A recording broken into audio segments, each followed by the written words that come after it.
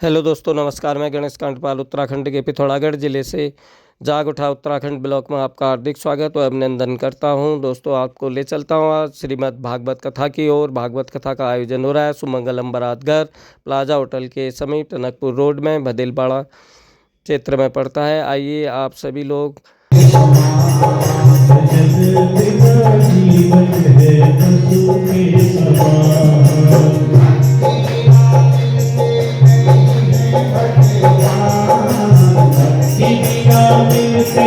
नहीं है भगवान,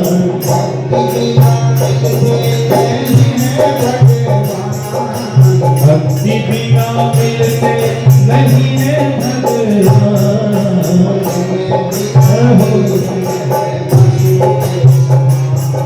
भजन बिना जीवन है पशु के समान।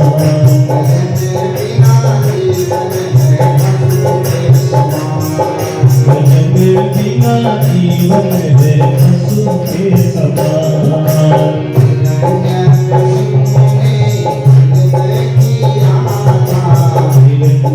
कशिपु ने युद्ध किया था,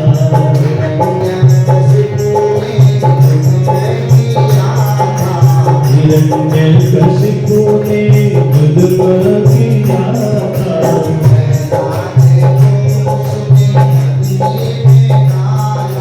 प्रहलाद को उसने अग्नि में डाला,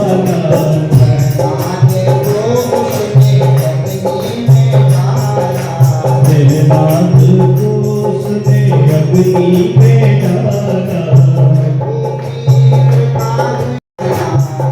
पी गई मीरा जहर का प्याला,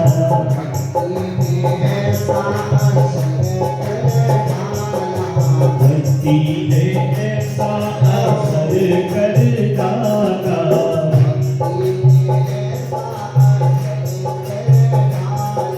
भक्ति ने ऐसा असर कर डाला।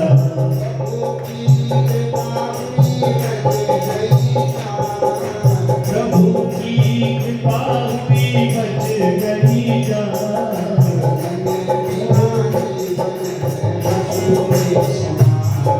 भजन बिना जीवन है पशु के समान।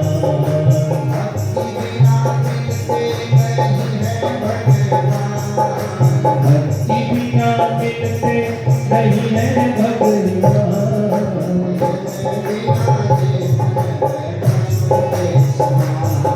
भजन बिना जीवन है पशु के समान।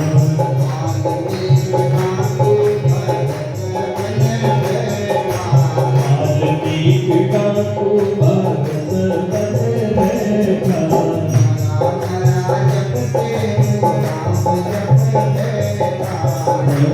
राम जप के वो राम जप बैठा।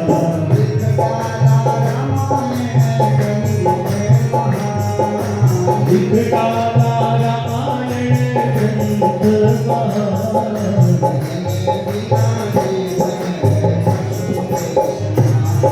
भजन बिना जीवन है पशु के समान।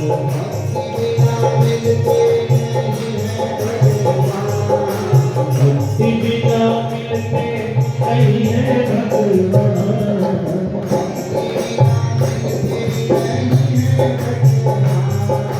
भक्ति बिना मिलते नहीं है भगवान।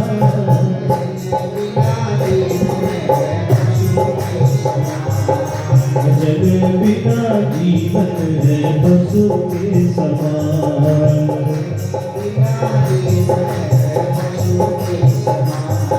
भजन बिना जीवन है पशु के समान।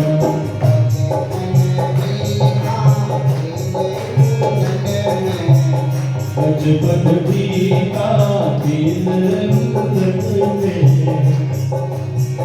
बिना भक्ति के भगवत की प्राप्ति नहीं होती है। भक्ति की शोभा बढ़ती है। आप लोगों से भी प्रश्न पूछता हूँ मैं, बचपन में, जवानी में या बुढ़ापा में कब बननी चाहिए भक्ति? बता दें। जवानी में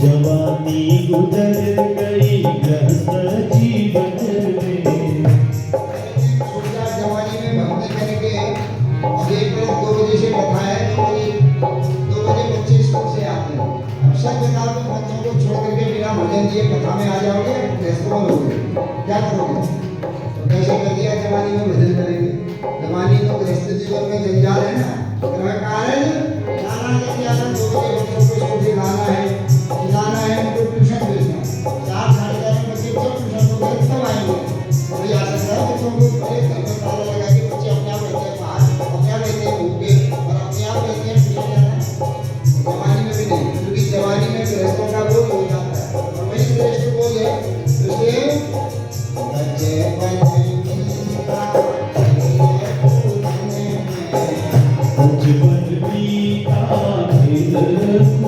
में जवानी गुजर गई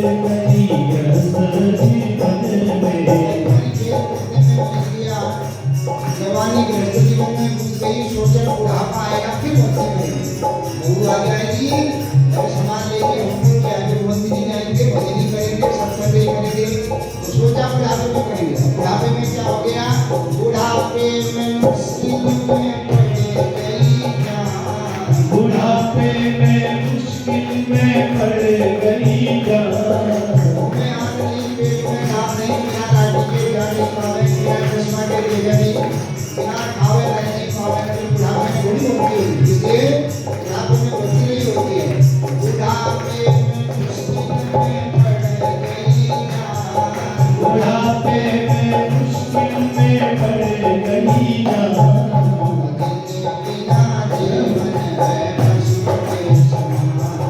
भजन बिना जीवन है पशु के समान भजन बिना जीवन है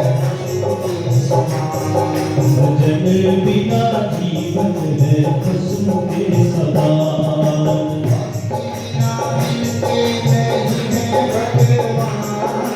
भक्ति बिना मिलते नहीं है भगवान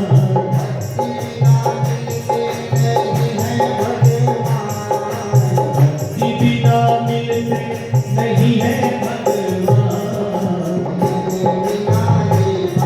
भगवान भजन बिना जीवन है पशु के समान भजन बिना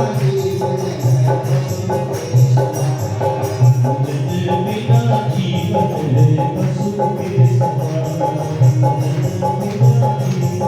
पशु के समान भजन बिना जीवन है पशु के समान भजन बिना जीवन है पशु के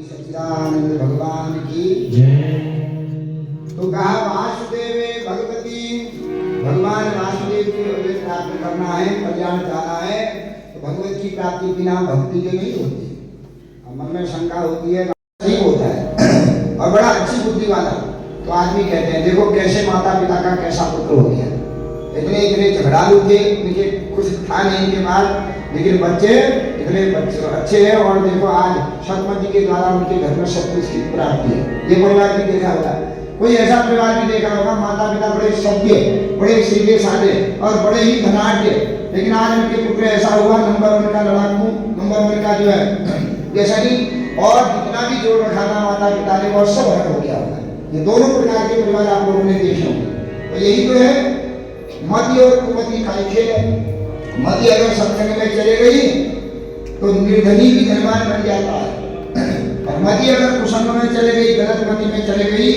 तो धनवान भी जो है विपत्तियां आ जाती है उसके ऊपर कहते थे इसके माता पिता ने कितना जोड़ा था इसके लिए इसके 7 पीढ़ी खा रहे थे लेकिन कुमति लग गई और नष्ट हो गई नष्ट अपना तो गया गया घर की भी कुर्की करा दिया और माता पिता को भी दूसरे मकान में रहने के लिए जो है छोड़ के गए है कि ये दोनों परिवार देखे होंगे इसका मतलब क्या मति का ही खेल होती है तो हिम्मत इस सत्संग में लग जावे सदगति बन जाती है सन्मति आ जावे, जोड़ने की जरूरत नहीं। ये संपदा देखती है किसके घर में सद्बुद्धि है, वो वहां दौड़ लगा देती है अपने आप। जहाँ मति अच्छी होती है वहां समस्त प्रकार की संपदाएं अपने आप चले आती है। तो कहां से आती है?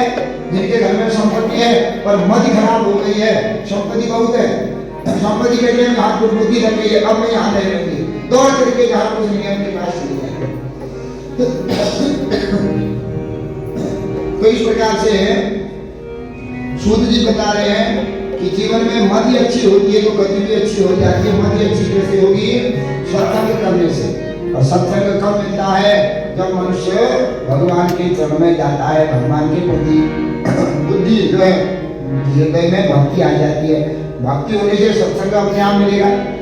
जैसे कोई शराबी होता है, यहाँ से कहीं दूर भी चला जाएगा, बागेश्वर भी पहुंच जाएगा, वो शराब की दुकान खोजेगा कि नहीं खोजेगा? बताओ। जो माता पिता से सीखा, ये सीखना से हमको सद्गुण आएंगे।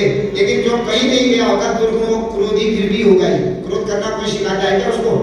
गलत शब्द कहना कोई सिखाता है क्या उसको? माता सब तो अच्छा ही सिखाते हैं, भजन करो, हरे नाम कहो, हरे कृष्ण कहो। गाली देना कोई सिखाता है? एक बार गाली देना सुनेगा वो अपने आप सीख लेता है। तो दुर्गुण अपने आप दौड़ दौड़ के चले आते हैं। जैसे खेत में फसल बोते हैं, फसल को रक्षा करने के लिए बार बार निराई गुड़ाई करनी पड़ती है और घास बिना बोए ही अपने आप खेत में आ जाता है। इसी प्रकार दुर्गुण बिना कुछ किए ही घर में बैठे रहो, दुर्गुण अपने आप आ जाएंगे। बस सत्संग घर में बैठने से नहीं आएगा, सद्बुद्धि सत्संग में जाना ही पड़ेगा, ज्ञानियों के चरणों को पकड़ना ही पड़ेगा, अपने से श्रेष्ठ की संगति करनी ही पड़ेगी। तब हमारे अंदर सद्विचार आएंगे, मति सन्मार्ग में मिलेगी। इस प्रकार जब मति सत्य हो जावे तो भी मनुष्य ऐसा काम करता है कि जिससे उसका उद्धार हो जाता है।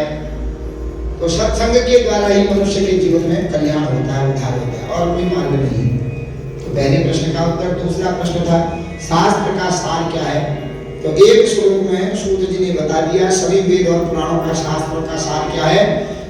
हरे कावरी जिसके वीरे कई बदिरे, हरे कावरी जिसके वीरे कई हरिहर, हरे कावरी जिसके वीरे कई हरिहर। वही करेगा जिसके हृदय में हरि है। अभी भजन को हम कल को गाएंगे। इस समय सुखदेव जो है कपिल देव अपनी माता को ज्ञान देते हैं, जब समय हो गया है। तो वेद व्यास जी ने देखा जब तक आत्मज्ञान नहीं होगा तब तक मुक्ति नहीं होती। ज्ञानेन मुक्ति लघु चंदनेन, हृदय ज्ञान मुक्ति, ज्ञान के बिना मुक्ति नहीं। तो ज्ञान कैसे होगा? वेदों का अध्ययन जब तक नहीं करेगा। इतना बड़ा वेद है तो एक वेद के उन्होंने 4 भाग बना दिए, ऋग्वेद, यजुर्वेद, सामवेद, अथर्ववेद। फिर देखा कि वेद को तो 3 लोग पढ़ने के अधिकारी नहीं है, तो पढ़ेंगे नहीं, ज्ञान नहीं आएगा, तो उन्होंने पंचम वेद महाभारत बनाया। फिर भी शांति नहीं हुई, एक एक करके 17 प्रणाली दिए, फिर भी शांति नहीं हुई। रोने लगे मैं क्या लिखूं जिससे कलयुग के लोगों का उद्धार होगा। नारद जी आए, नारद जी ने उनको सत्संग की महिमा बताई। महाराज आप ज्ञानी बहुत है लेकिन सत्संग करो, क्योंकि मनुष्य चाहे कितना भी ज्ञानी हो तब तक उसका कल्याण नहीं होता है। कब तक? जब तक वो क्षेमम न विन्दन्ति विनाय दर्पणम, जब तक अपने को भगवान में अर्पण न कर दे तब तक उसका कोई भी कल्याण नहीं हो सकता। हम लोग गाड़ी में बैठते हैं तो गाड़ी में पूर्ण अच्छे तरह से बैठते ही नहीं, एक पाँव बाहर करने के आधार पर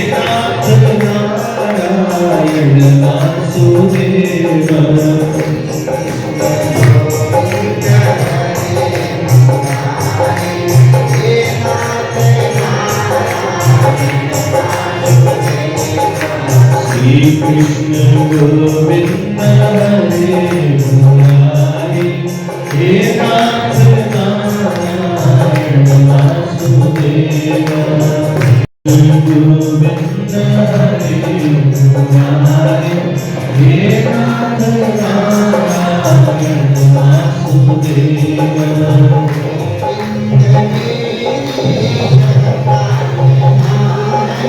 गोविंद मेरी यह प्रार्थना है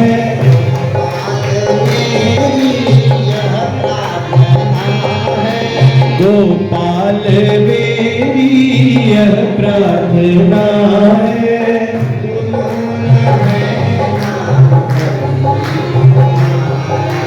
भूलूं ना मैं नाम कभी तुम्हारा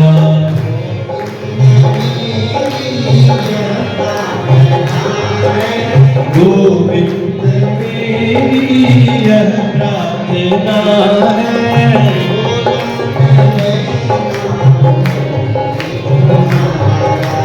भूलूं ना मैं नाम कभी तुम्हारा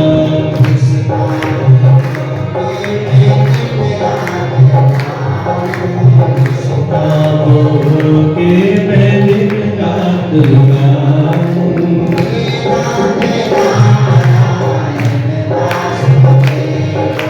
हे नाथ नारायण वासुदेव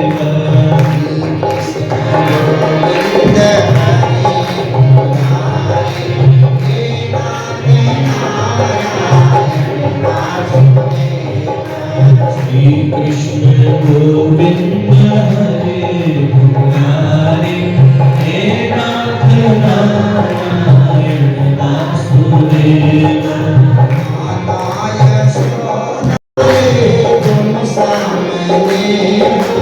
हे हाथ काले तुम सामने हो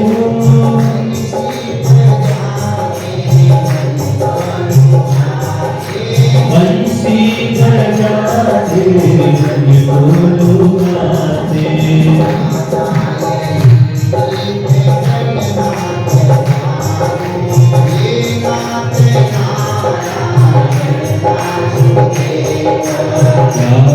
यही गीत करना हे नाथ नारायण वासुदेव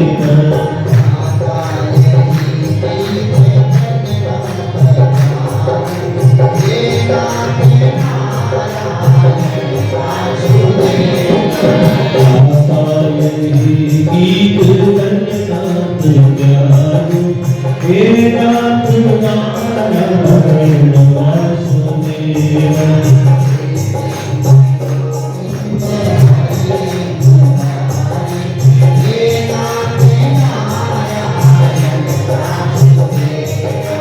श्री कृष्ण गोविंद हरे मुरारी हे नाथ नारायण वासुदेव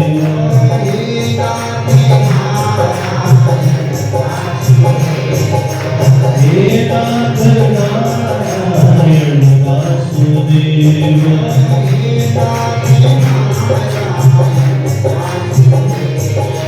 हे नाथ नारायण वासुदेव